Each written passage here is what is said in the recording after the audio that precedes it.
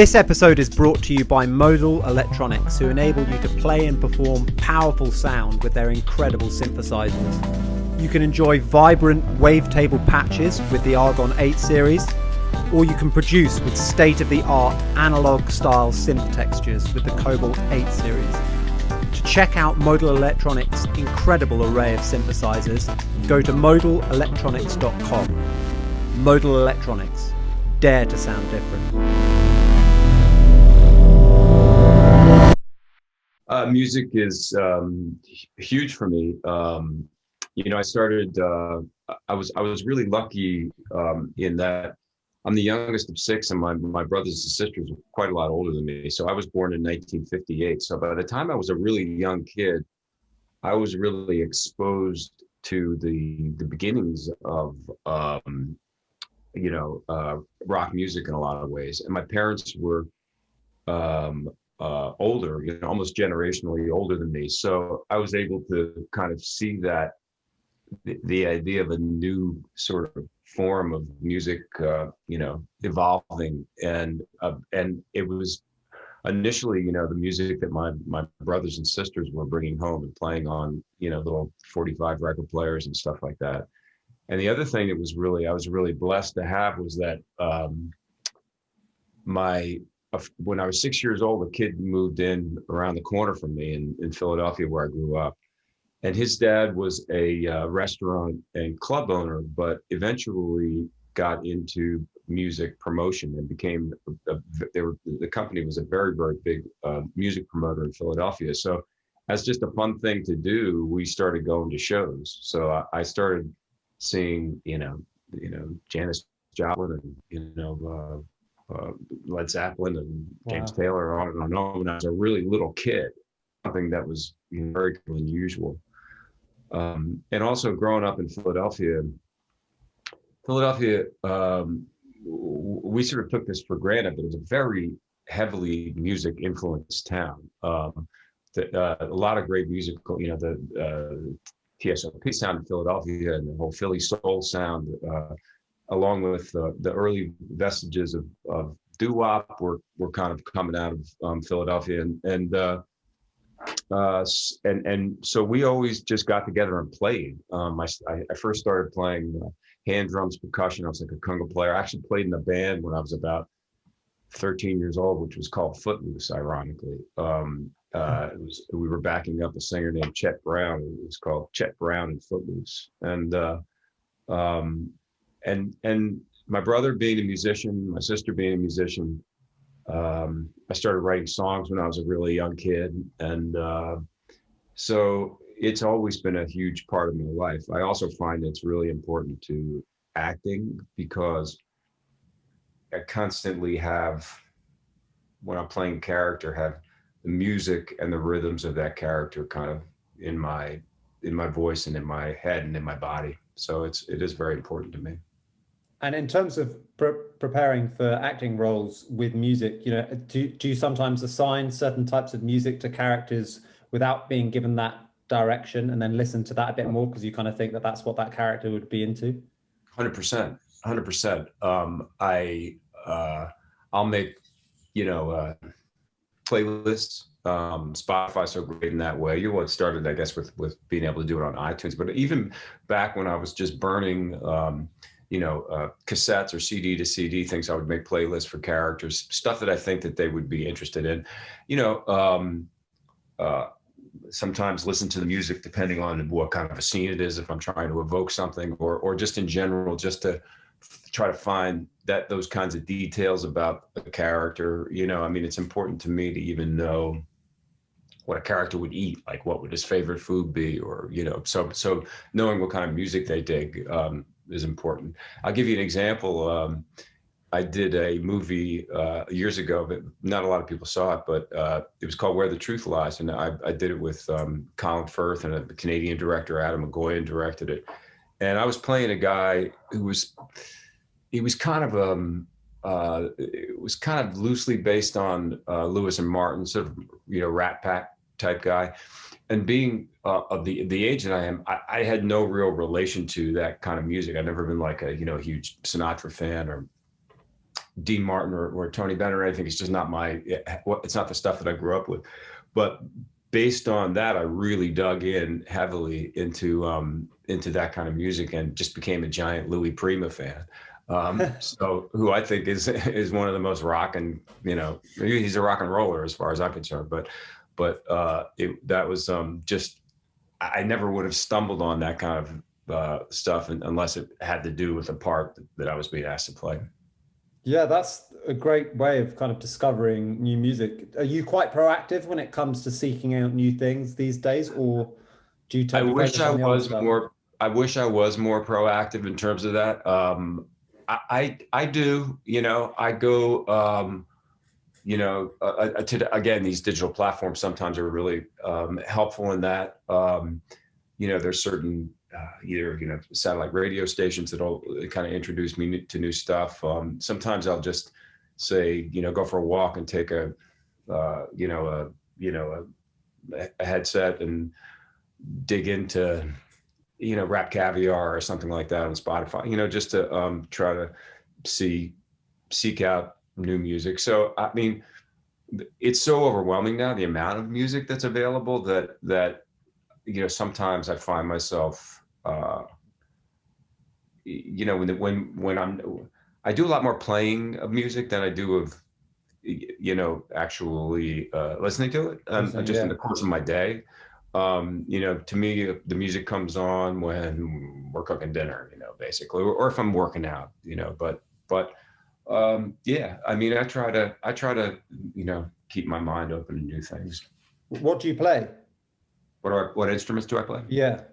I play guitar. I play, as I mentioned before, percussion. Yeah. I play a little harmonica.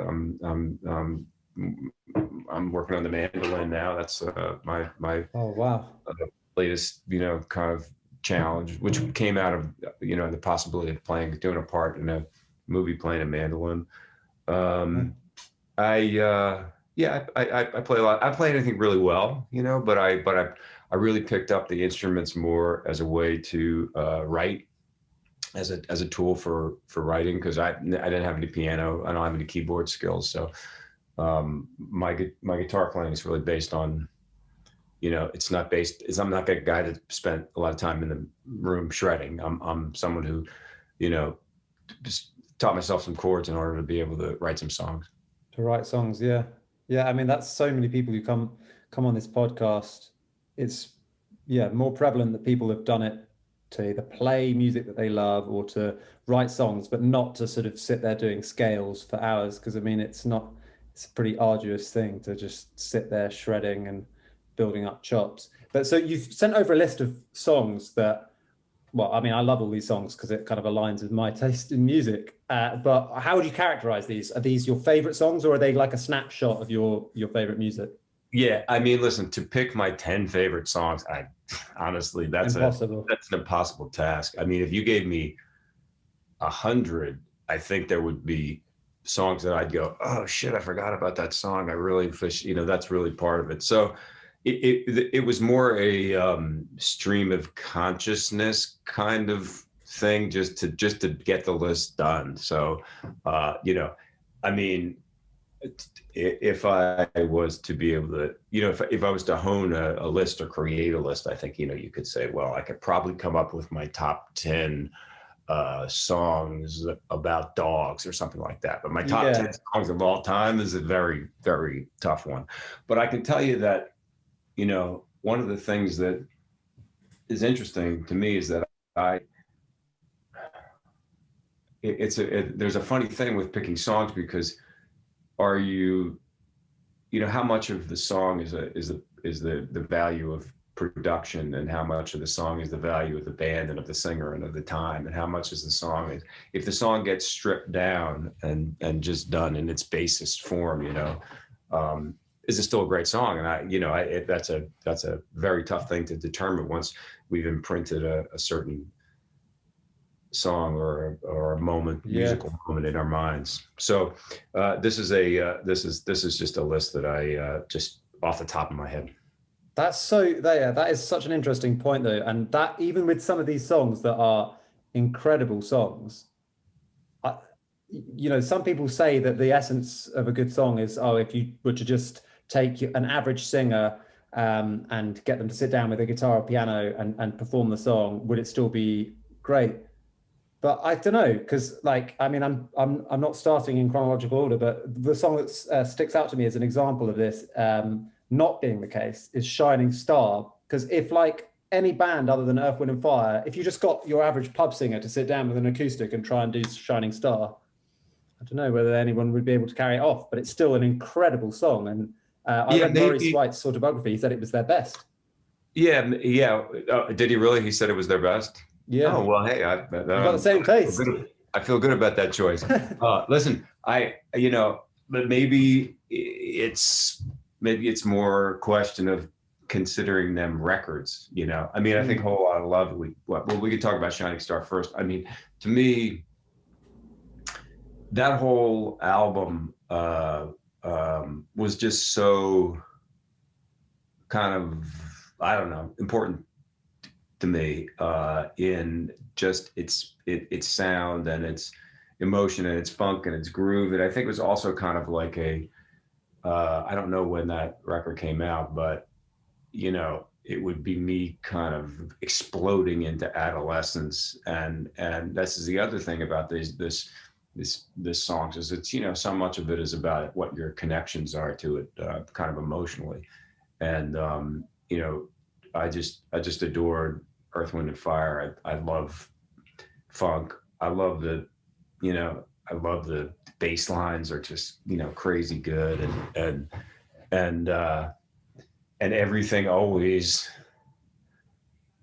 felt like it was, especially Shining Star and Happy Feeling, always felt like it was like just about like 5 BPM faster than it should be. It's like they're just always like speeding through these things, and it's great. I love it. It's so evocative of a time and of my childhood.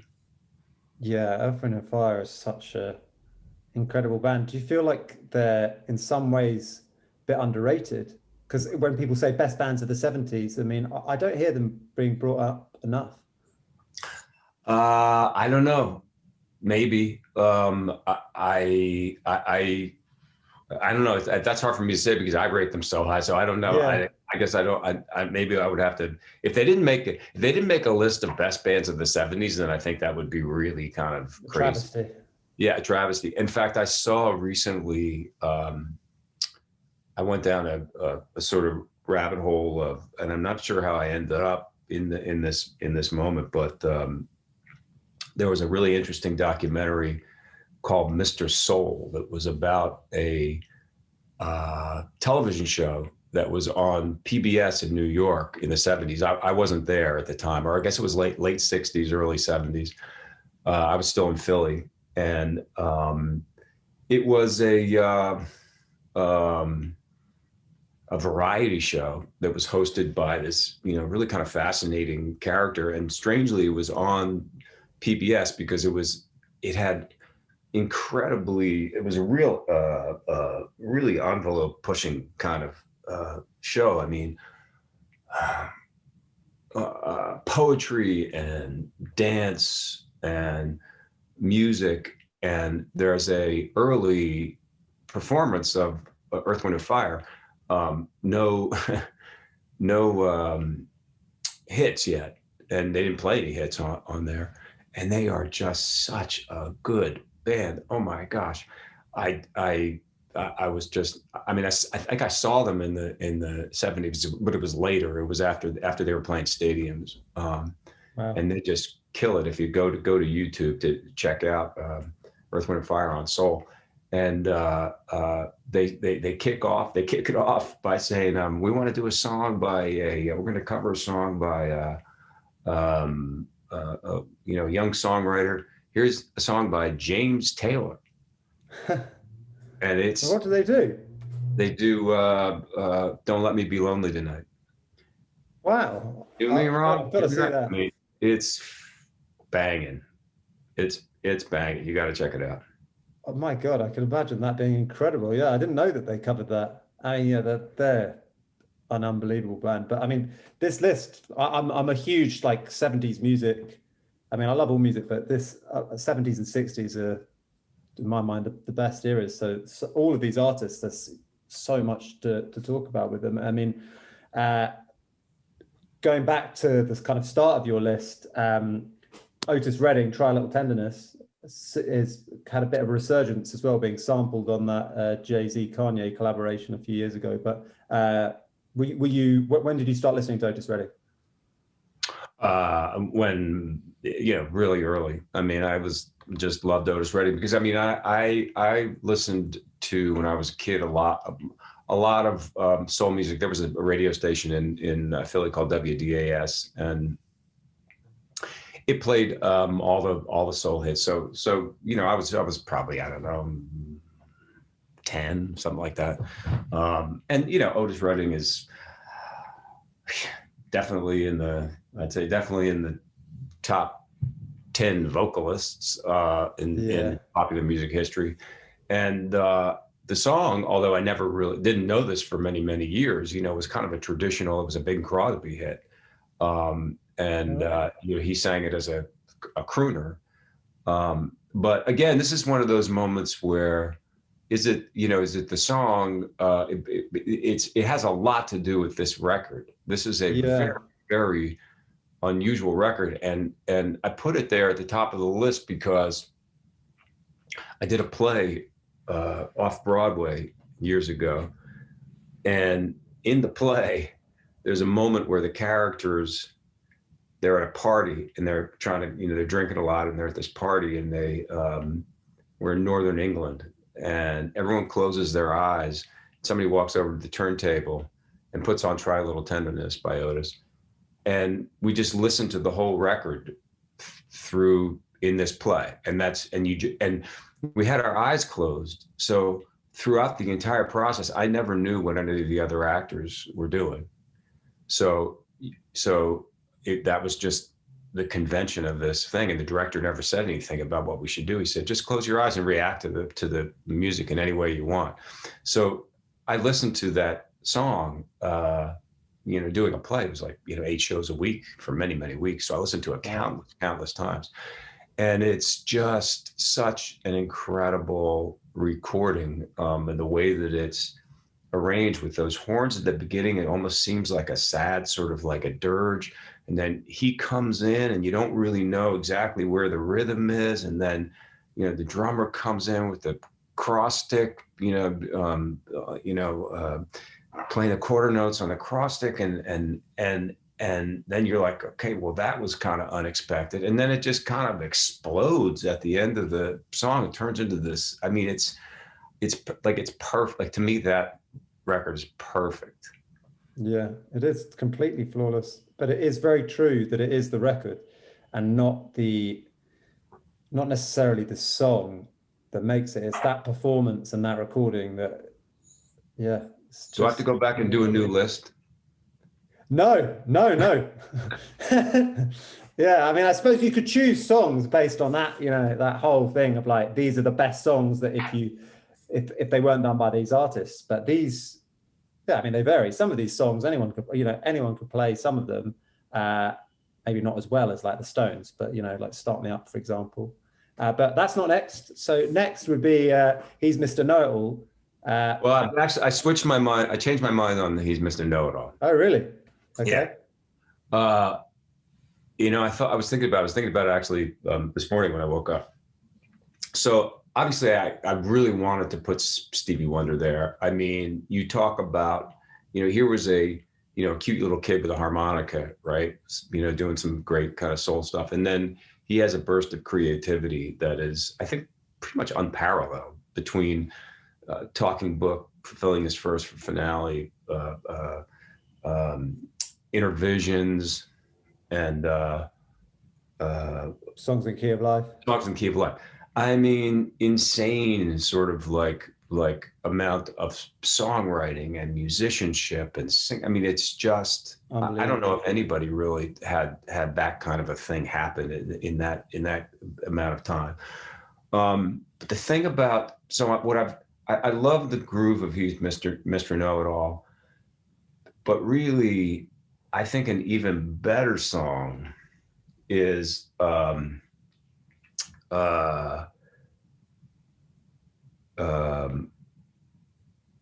Big Brother, because Big Brother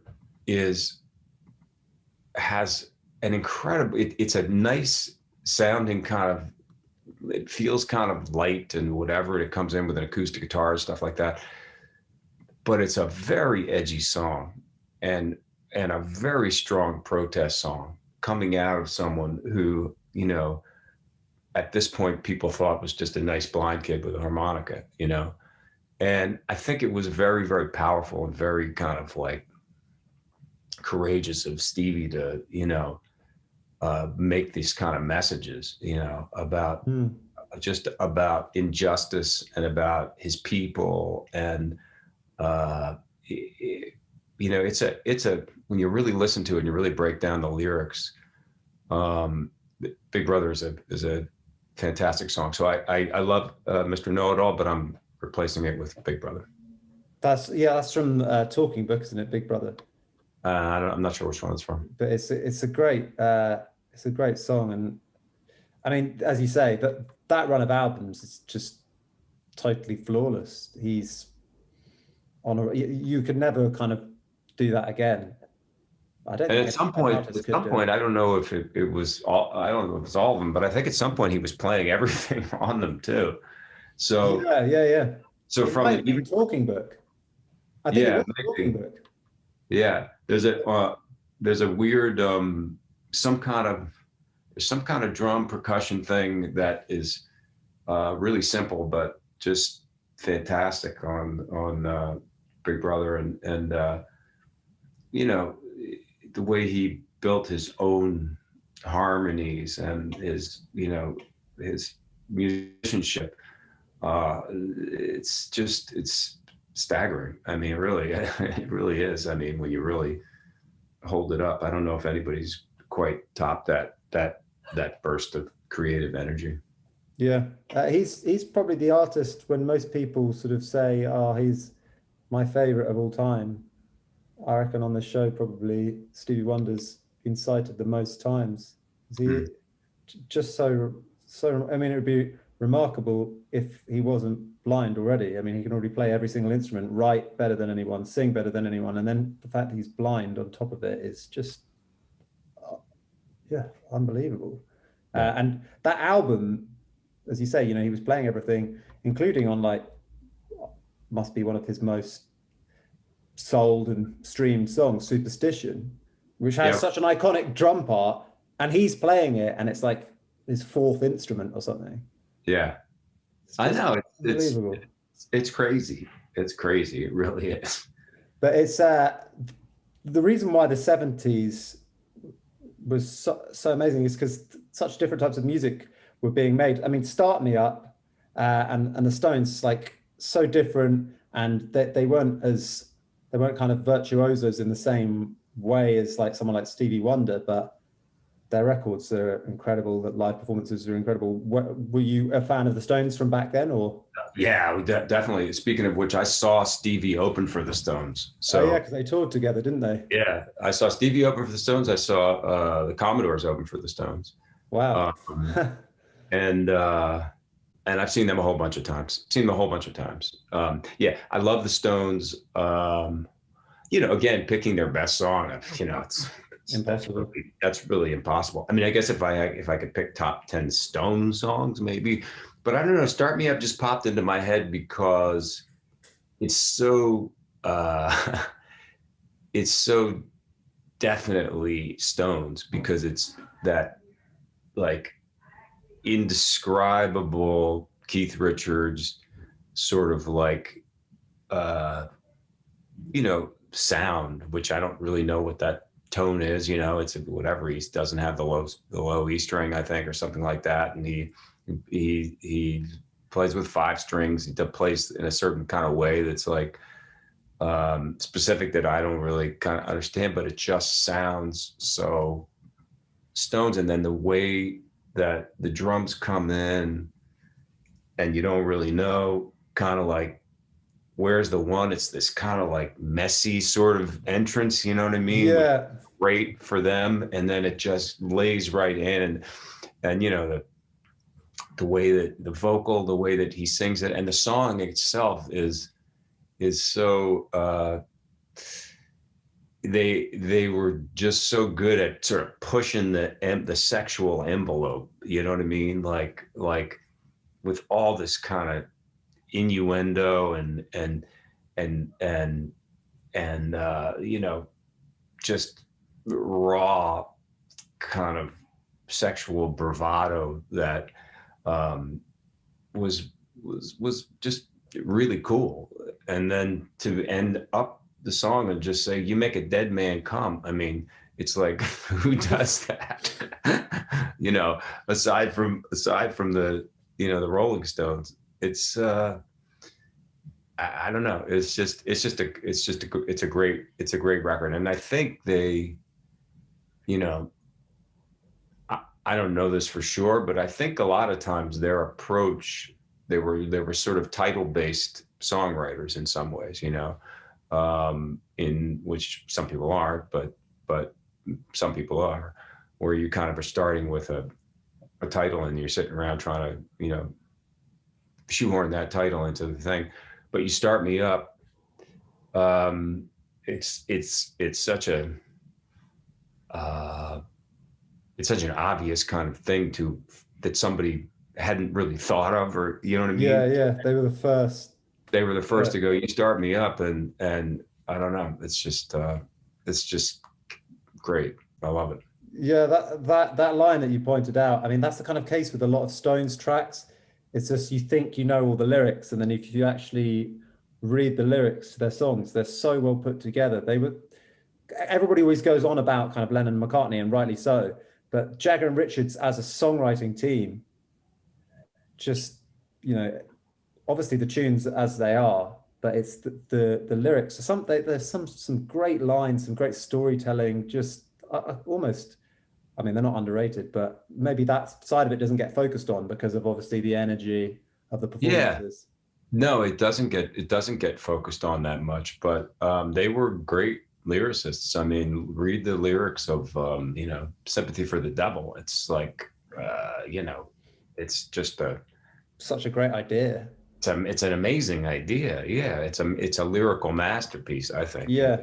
You know, and I also feel I'm one of those people that feels really strongly that you know, poetry is not songs like that. Like, those are two different things as far as I'm concerned. You know, songs are words that work with the music. The music, yeah. And oftentimes, you know, you don't really necessarily want to hear the lyrics just by themselves, and so I don't put the pressure on lyrics to exist as poems. You know, I think that they should be, you know, integrated with the music, and it's going to, you know, if you find, even if you don't really 100% know what the full meaning of everything is, if you feel a certain, you know, kind of feeling from "You Start Me Up," I mean, that's enough. You know what I mean? That's absolutely. Enough. And that some of the great songs as well are just like the same thing repeated again and again and again. And like, obviously, if you put it down on some paper like poetry, it'd be like, this is a little underwhelming. But yeah, disco. Yeah, disco, and I mean, probably loads of other genres, but yeah, disco in particular. Yeah. So Blind Faith, I mean, I watched that, I think it was last year, maybe it was this year, great Eric Clapton documentary that came out, and most of my listeners will know, you know, what Blind Faith was. But for those who don't, could you explain what who Blind Faith were? Blind Faith was, you might have to fill me in, was Steve Winwood and Eric Clapton. And the third, actually. Was it Ginger Baker? No, because that would have been Cream. No, that would have been Cream. They were all bouncing around. I can't remember who the drummer was for Blind Faith. Mm-hmm. But it was yeah, it was Eric. It was essentially they only made one album. I think it was Ginger Breaker, and then there was Rick Gretsch as well. Okay. Called, Well, it was, they were musicians who were, all kind of bouncing around different bands, in England at the time. And they did this one record, and it was just a fantastic record. And Can't Find My Way Home is just an evocative sort of song. It's a sad song. It's a really kind of depressing. I mean, but to just say I'm wasted and I can't find my way home, I mean, is just one of those moments where everybody kind of goes, even if I don't have issues with substance abuse, there's been times in my life when I've felt wasted, and like I just can't. Home is either literal or metaphorical for a sense of peace and belonging, and it's beautifully it's a beautiful guitar part. It's a kind of drop D sort of walk up thing, and it's sung great, really high, like super high, almost kind of a falsetto into a mix thing. And I love Kira. My wife won't listen to the song because she thinks it's too depressing. but I love it. If you're in the mood for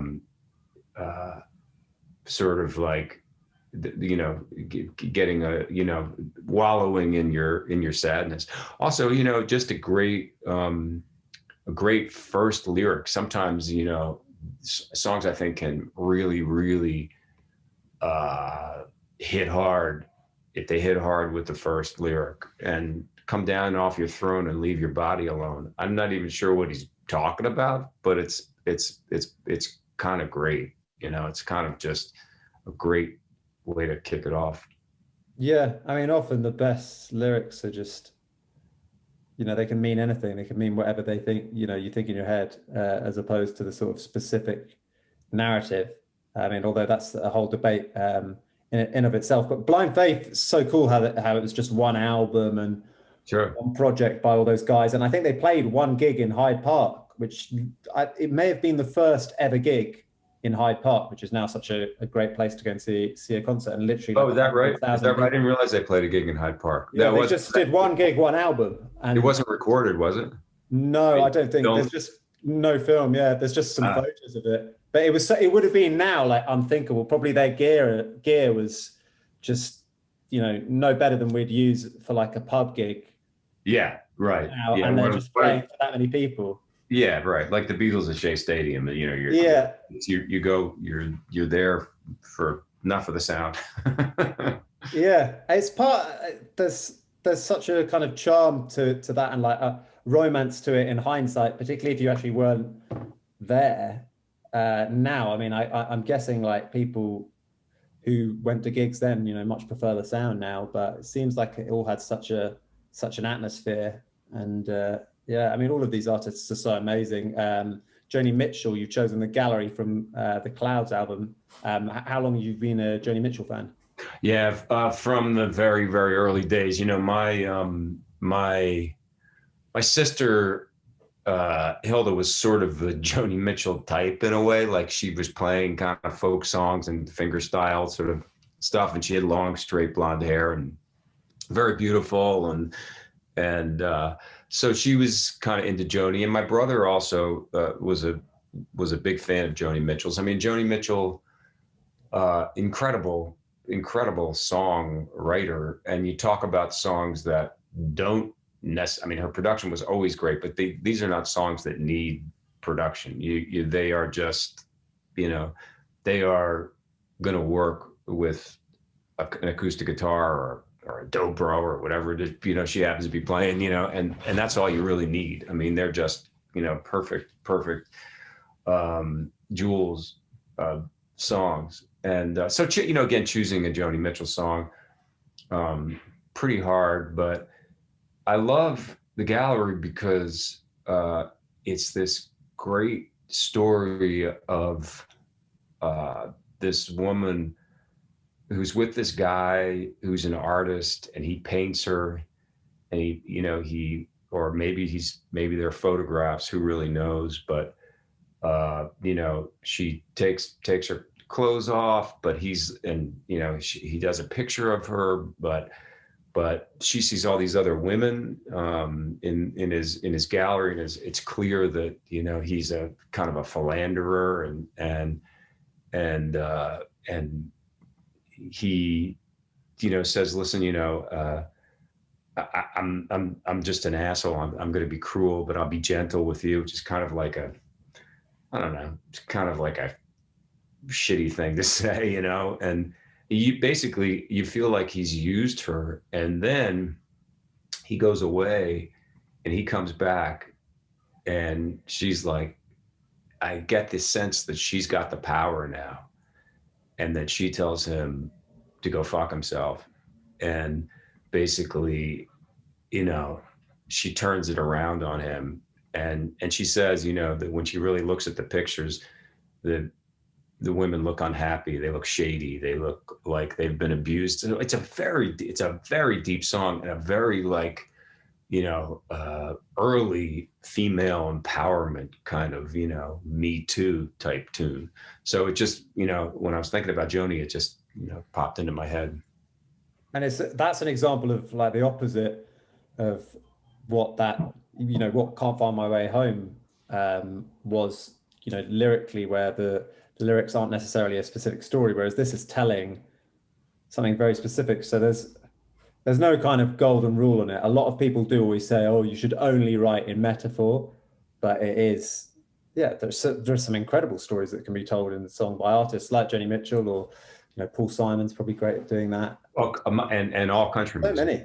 All country music, exactly. And all country music is storytelling. I didn't even put any country songs in here, but that's what's cool about the gallery, is that it is in some ways, not musically, but lyrically, it has the same sort of form of country music, and that you introduce an idea, you introduce some characters, and then there's a little bit of kind of mystery about how things are going to work out, and then in the last verse and chorus, it resolves itself, and that's, I find that really kind of interesting to it's another kind of songwriting, but I love it as well. Yeah. It really just depends on what artist can carry it off, but Joni Mitchell definitely can. The Tom Petty tune that you chose, did you mean You Got Lucky? Because Good Love Is Hard to Find is like one of the main lines, and You Got Lucky. I'm not meaning to be a pedant, but I just want to check I got the right. Just want to check I got the right song. No. You know what? I had the wrong song. The song I was actually thinking of was Breakdown. Oh, Breakdown. Okay. Yeah. I put Tom in there. I love Tom Petty, and I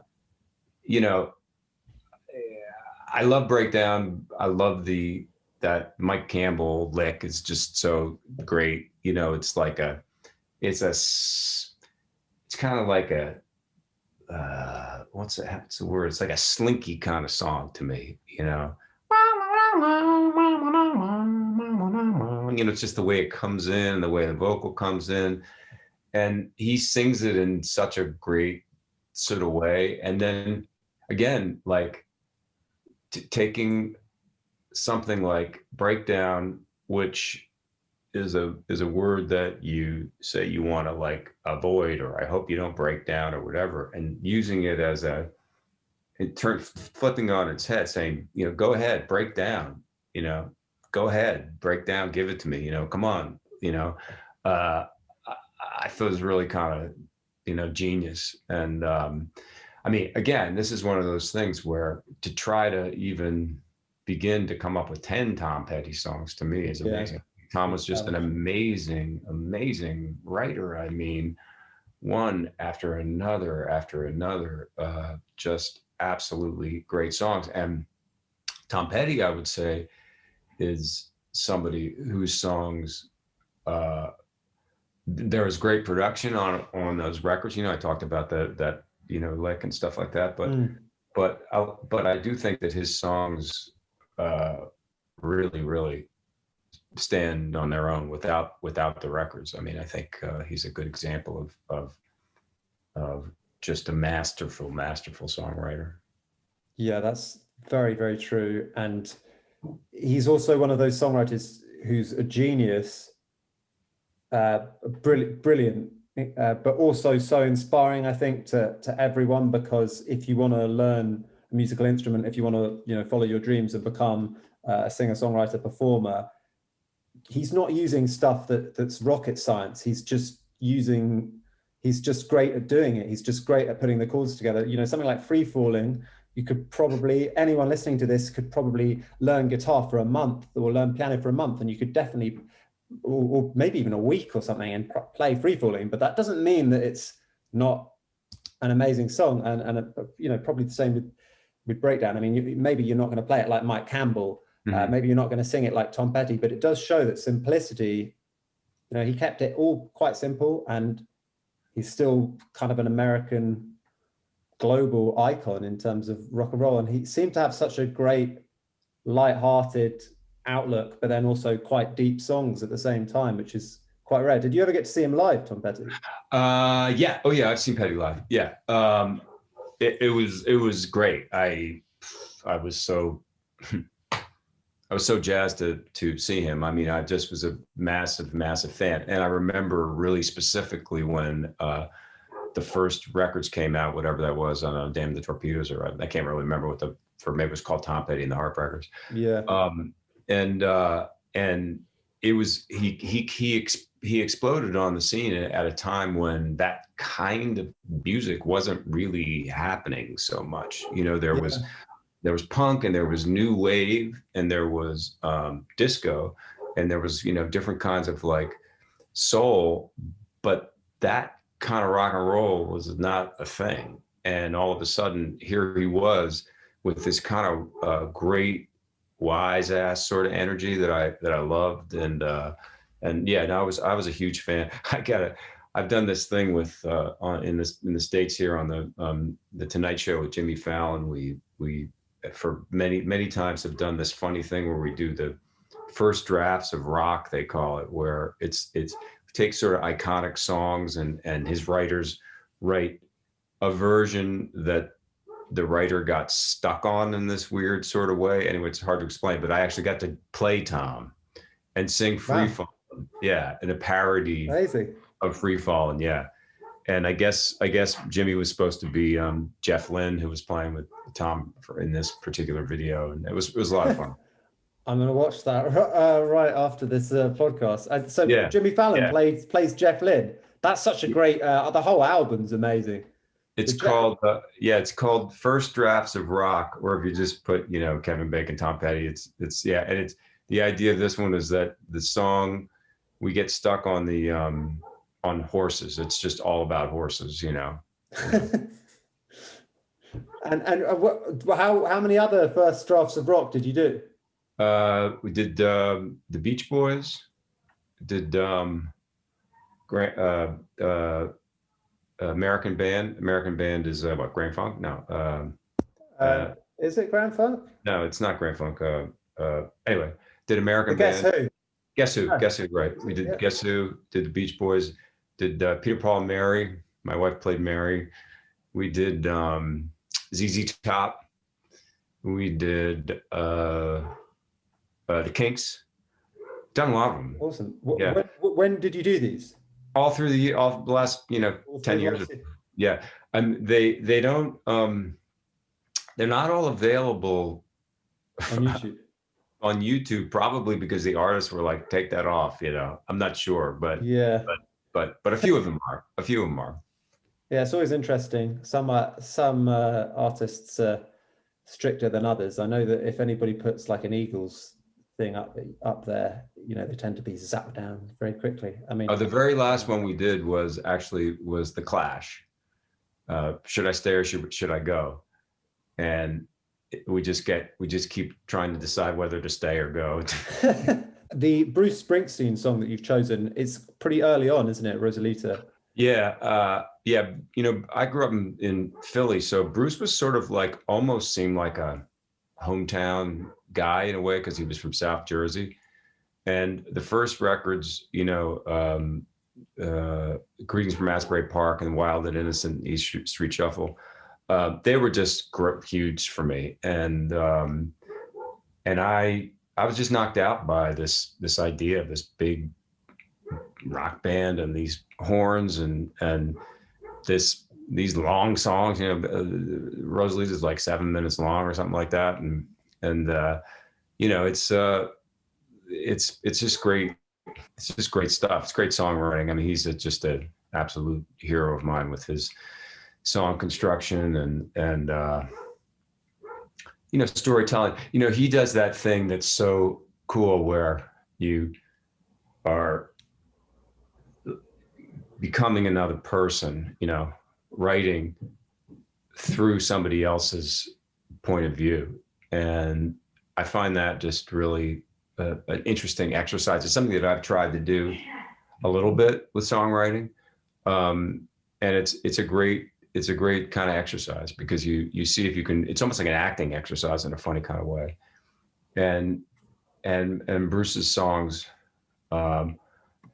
certainly have been, you know, influential to me. I mean, part of it is that I think he writes because he's writing oftentimes through other characters. Some are, you know, personal things, but the songs almost become kind of cinematic to me, you know. And Rosalita Come Out Tonight, you know, it's like watching a little movie about you know, South Jersey and you know, the cars and girls and, you know, the streets and the beach and the whole thing.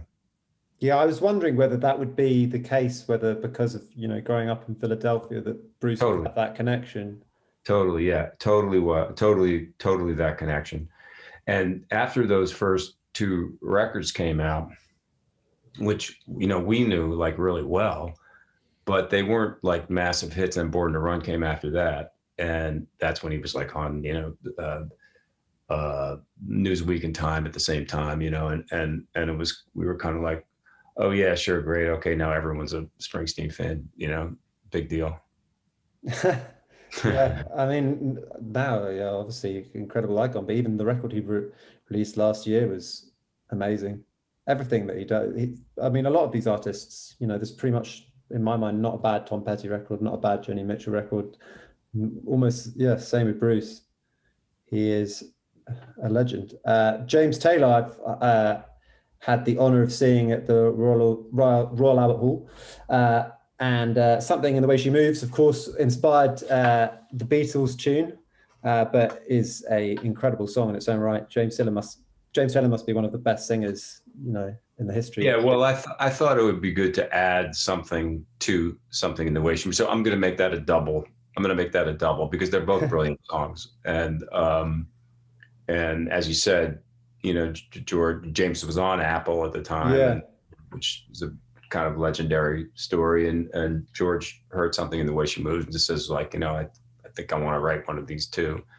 And the cool thing about that is that, I mean, it's weird because I've realized that, you know, I make a list and I don't have any Beatles on there, and I'm, you know, a giant Beatles fan. I mean, if you wanted to do the top 10 Beatles songs, I don't think I could even do my top 10 Beatles songs. Yeah, you that know? would be a challenge. It would be a challenge. So all of a sudden I was like, well, Something in the Way She Moves, here's the thing, we can stick a George Harrison in there if I'd make it a double, because they are, you know, kind of, you know, they are related in a very specific way.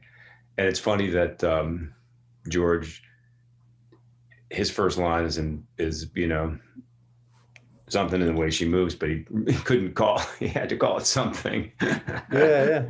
Because James had already taken that one. But yeah, James Taylor's an absolute, along with George Harrison, but James Taylor's an absolute hero of mine. Again, just such a great songwriter. And he's one of those people that like, you know, all of my moments can be, you know, sort of life moments can be tied back to a song.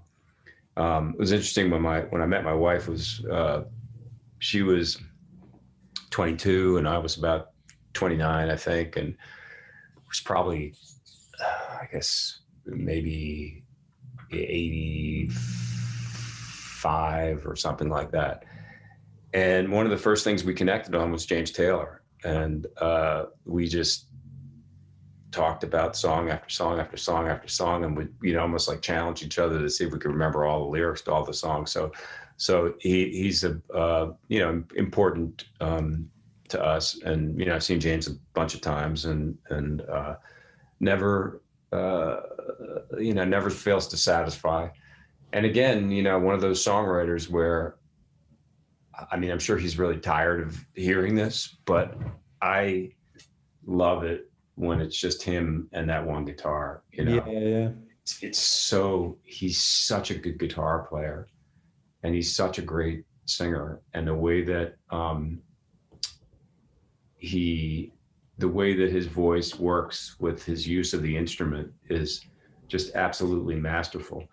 And one of the things that's kind of interesting about James Taylor is that I find is that if you sit down to play a James Taylor song, you have to realize, well, you were talking about Tom Petty, right? Tom Petty is an absolute genius with 4 chords and pretty kind of simple chord progressions. James Taylor, you could sort of think of them as similar kind of writers, but James Taylor uses all kinds of crazy chords and changes and lots of them. You know what I mean? It's like things just keep moving and moving and moving and moving across the way harder than they sound.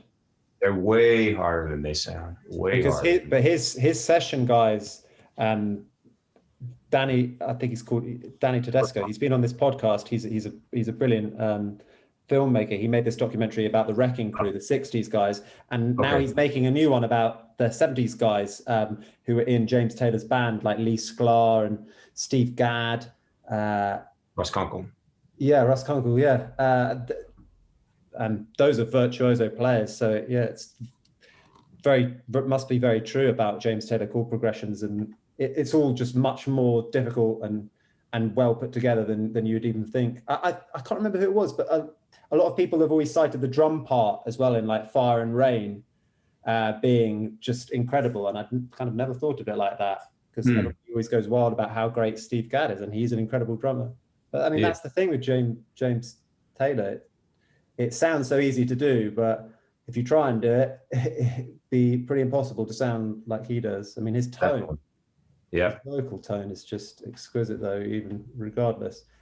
Your final choice is the former theme tune of Top of the Pops, and obviously one of the best tunes by Led Zeppelin, who are such an amazing band. Again, was this early fandom? None of these came too late. Yeah. Again, I saw Zeppelin when I was really young too. It's been amazing. And I was actually in a Roger Daltrey had a song for a movie that I did called Quicksilver. So we were actually in a video together, I think, or they used me in a Roger Daltrey video. But I mean, I'm talking about the Who now, but I guess. I don't know, just picking a Zeppelin song, again, really, really super hard. A Whole Lot of Love to me, it's just got so much going for it in the kind of trippy sort of midsection, and then it sort of starts with this jungle thing, and the vocals, are just, the plant, is just doing like the craziest stuff. Everything about it is just, it's just perfect. I mean, I just love it. I remember my brother playing it for me as a little kid and saying, "Okay, wait till you hear this." And, as I said, he was like 9 years older than me. So I was, really young, and I was like, wow. and when it's, you know, does that whole kind of weird breakdown thing, and then when it comes in, you know, and it gets back to the lick. I mean, I don't know, I just love it. Yeah, it's an incredible record, and yeah, I think one of those bands as well. I mean, I know they reformed at Live Aid, and that was an infamous supposed disaster, but and they've done a couple of gigs at the O2 that were amazing to reform, but they've kept the like mythology of it alive by not being, you know, by not keeping on going. I mean, obviously John Bonham passed away, but they could have easily gone on. Many bands have, and they've still got that mythology about them because same way the Beatles do, because they haven't really done much since when they were absolutely massive. I mean, were Led Zeppelin like one of the biggest things in pop culture in the 70s? Because it feels like they're more niche now. I mean, I know they're still huge, but no, they definitely were. No, they were one of the biggest for sure. Yeah, I think that. Well, also, you know, the thing is that you have to keep in mind that in the 70s they were considered pretty hard. Like they were hard rock. You know, that's what it really was thought of. You know, now we kind of call it classic rock, but back then, you know, it was thought of as hard, you know, hardcore. well, it was, and it paved the way. Them Black Sabbath paved the way. You know, this was pre-Metallica, obviously, and pre-metal, so they paved the way. Kevin, thank you so much for coming on the show and bringing some excellent choices. And also, I must say that I only recently, in prepping for this interview, I mean, obviously your career as an actor has been unbelievable, but I only recently discovered the Bacon Brothers, and I'm looking forward to kind of listening to more of your records. I had no idea that you also had this kind of huge career and discography. So yeah, I'm really looking forward to digging into that. Thank you so much for coming on the show. It's all right, and I hope many of my listeners who aren't familiar with the Bacon Brothers already will check out your music, because I know that you've just released The Way We Love last year. Yeah, check it out. Check it out. This episode is brought to you by Tingly. Tingly is on a mission to change the culture of gifting by encouraging everyone to give experiences rather than material things. Tingly's passionate team has handpicked the world's best experiences, including travel, adventure, romance, food, wine, and more, and brought them all together in one place. Tingly gives the recipient of the experience freedom of choice. Here's how it works. You purchase a gift box, Tingly sends an e-voucher or delivers a plastic-free gift box, and the recipient chooses from hundreds of experiences in over 100 different countries. There's no expiry date on any of Tingly's gift experiences. Tingly encourages us to give stories, not stuff, to treasure memories above possessions. To find out more, go to tingly.com. If you're enjoying the Greatest Music of All Time podcast, you can keep up to date with all of our latest episodes for free by subscribing. If you're watching on YouTube, the subscribe button is located at the top of the Tom Cridland YouTube page. It's also at the bottom right of any video that you watch on YouTube. If you're listening on an audio platform, such as Spotify or Apple Podcasts, you can subscribe at the top of the page.